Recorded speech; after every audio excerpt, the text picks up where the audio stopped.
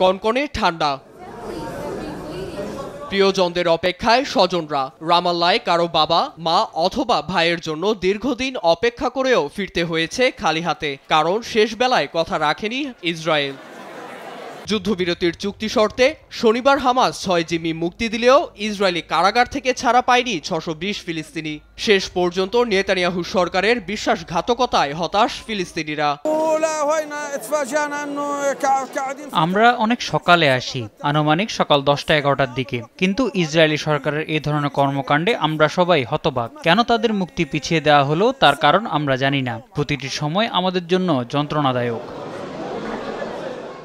এর পেছনে একটি যুক্তি দাঁড় করিয়েছে নেতানিয়াহু কার্যালয়। বাকি ইসরায়েলি জিম্মি মুক্তি কবে দেয়া হবে এই বিষয়ে সুস্পষ্ট ঘোষণা না আসা পর্যন্ত স্থগিত থাকবে বন্দি বিনিময় প্রক্রিয়া।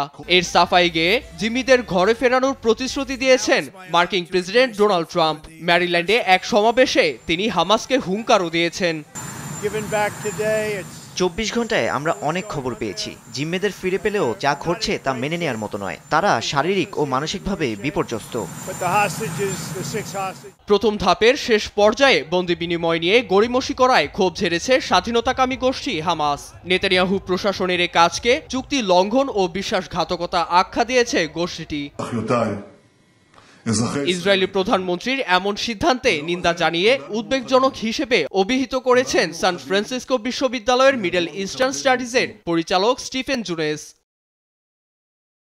নীরব দাস, নিউজ ডেস্ক, দেশ টিভি।